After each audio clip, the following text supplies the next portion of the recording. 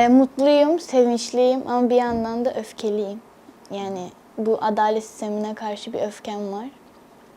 Tahliye olduğumu duyduğumda çok mutlu oldum ve çok ağladım. Çünkü hem bekliyordum aslında böyle bir şey ama bu kadar sevinim olduğunu çok bilmiyordum. Yani bilsem de farkında değildim galiba.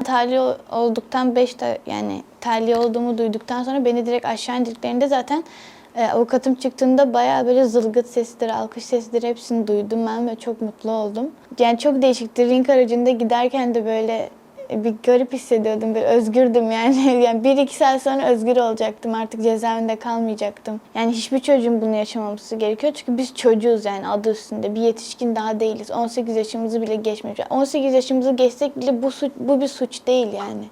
Yani böyle bir şeyden tutuklanmamamız gerekiyor ki bizim bu yaşta öyle bir ortamı görmememiz gerekiyor. Çünkü orası da düzgün bir yer değil yani adı üstünde cezaevi. Oranın herkes nasıl bir yer olduğunu biliyor. Yani ben kendi adıma çok üzgünüm. Başka çocukların da bu duruma düşmesini istemiyorum. Onları çok düşündüm. Herkes bana cezamı sordu ilk öncelikle. İlk girdiğimde zaten ben çok kötü karşılandım orada. Zaten hepsi adliydi. Sadece siyasi ben vardım orada. Ben ona da çok üzüldüm. Oradaki çünkü çocukların da psikolojisi hiç iyi değil. Herkesin orada bir kendine göre bir psikolojik sorunları var.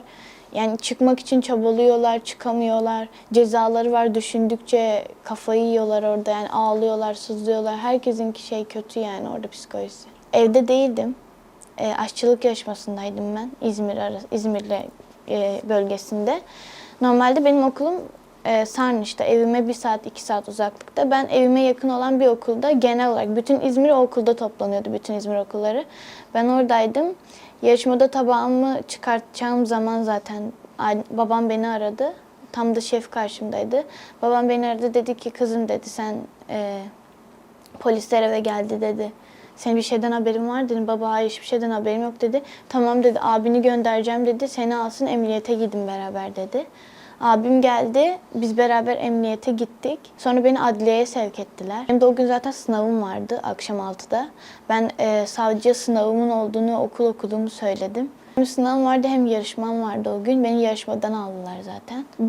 Ben tutuklanacağımı hiç düşünmüyordum. Yani ben böyle bir konudan tutuklanacağımı düşünmüyordum. Tutuklandığımı duydum. İlkinde ben anlamadım. Ben tutukluluğun daha ne olduğunu bilmiyordum. Ben hayatımda ilk defa adliyeye gittim. İlk defa karakola gittim. İlk defa bir polisle yüz yüze konuştum. İnfaz kabule gittikten sonra yani beni bıraktıktan sonra işte benim üstümü falan aradılar. Çıplak arama yaptılar. Sonra evrakları falan tamamladıktan sonra ben 1,5-2 gün boyunca geçici koğuşta kaldım tek başıma. Bana dediler ki seni kadınların arasına mı koyalım yoksa seni tek mi bırakalım? Dedi korkar mısın? Ben de evet korkarım dedim yani. Tanımıyorum kimseyi ve büyük insanlar bana zarar verecekleri ne malum yani ben bilmiyorum onu. Sonra bana dedi ki ben sana kitap vereceğim dedi o zaman. Bana adalet kitabı verdiler orada. O şeyin kitabıydı. Cezaevinin adalet kitabıydı yani. Bu kurallar var, işte maddeler var. Oranın işleyişi var. Ben koğuşa girdim. Benim koğuş arkadaşım, benimle benzer suçtan giren arkadaşım kulağıma dedi girer girmez. Dedi ki suçunu kimseye söyleme dedi bana. Ben dedim ki neden söylemeyeyim dedim. O dedi ki söyleme dedi. Sonra beni bir 5-6 adli suçlu insanlar yani çocuklar bir odaya çekti. Üstüme çullandılar böyle. Dediler işte neyden geldin? O kız senin kulağına ne söyledi? Gideceğiz şimdi onu döveceğiz gibisinden şeyler söylediler. Dedi ki gerçekten böyle bir şeyden tutukluyorlar mı dedi. Adliler bunu söyledi. Benim koğuş arkadaşım benimle benzer suçtan giren arkadaşımı zaten dövdüler ilk gün. Ben zaten odadan hiç çıkamadım çünkü o şeyin psikolojinin içerisindeydim. Ona yardımcı olamadım o gün orada. Sonra ben ondan 1-2 hafta önce, sonra 1,5 hafta belki de koğuş değiştirmemde işte 3-4 gün önce ben darp edildim. Kızlar ben odada oturuyordum. Odamı değiştirdim onlar yüzünden zaten rahatsız olduğum için. Kendi şahsi odama geçtim. 3 kişilik odaya.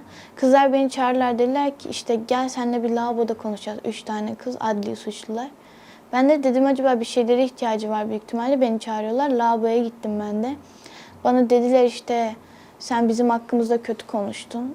Bizim arkadaşlarımızla aramıza girdin falan filan öyle şeyler dediler. Ben dedim ki ben öyle bir şey demedim dedim. İşte kapıyı açtım. Tam çıkacakken beni tuttular, geriye ettiler. Sonra işte saçlarımın örülüydü benim. Saçlarımı tuttular, örgülü saçlarımı, fayansları işte lavabo şeyine vurdular. duvarları falan. Ben de orada bağırdım böyle kızlar gelmesi için, yani sesim duysunlar diye.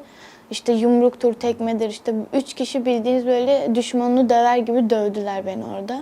Ben orada dayanamadım, ağladım. Çünkü canım çok yandı. Bir de ben kendi vücuduma zarar gelmesine ve kafama zarar gelmesine kafamı tutuyordum.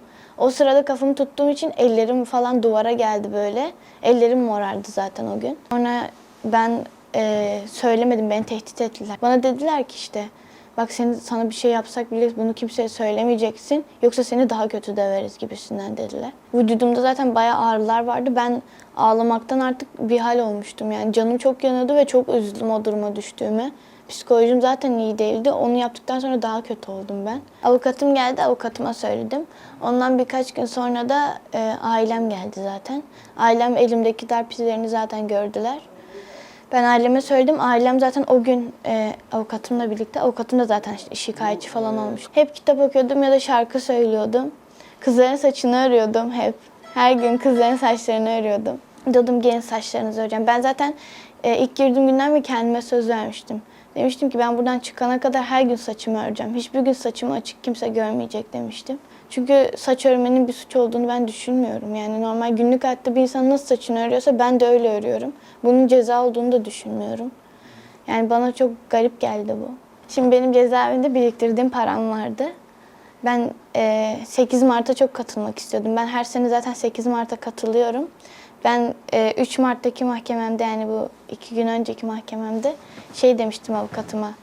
Tamam abi dedim, ben çıkarsam dedim yani biriktirdiğim paramla kendime mor bir tane Erbane alıp 8 Mart'a katılmak istiyorum dedim. Ve yani çıkmazsam da çok üzülürüm demiştim ona. İşte çıktığım gün paramı bana verdiler. Ben aileme gösterdim, dedim ben bununla Erbane alacağım dedim. Hem cezaevinden çıktım, özgürlüğümün bir simgesi olsun dedim. Hem de Kadınlar Günü'ne özel bir şey almak istiyorum dedim. Biz babamla dışarıya çıktık. Müzik aletlerinin satıldığı yere gittik. Oradan bana aldık cezaevi paramla birlikte. Onları aldım. Sonra işte 8 Mart'ı bekliyorum. 8 Mart'ta çalmayı düşünüyorum. Kürtçe şarkılar söylemek istiyorum. Yani seviyorum müzikle uğraşmayı. Kendi mesleğimi de çok seviyorum. Zaten mesleğimi devam ettirmek istiyorum. Okuluma daha çok özen gösteriyorum. Okuluma da gitmek istiyorum. Bizim gibi çocukların yeri bence cezaevi değil. Yani hiçbir çocuğun yeri cezaevi değil. Ben öyle düşünüyorum. Okuldur, yani okul sıralarıdır, öğretmenlerin yanıdır. Yani bizim cezaevine girmemiz bir çözüm değil. Yani bir şey de değil. Ben hiçbir çocuğun cezaevine girmesini istemem.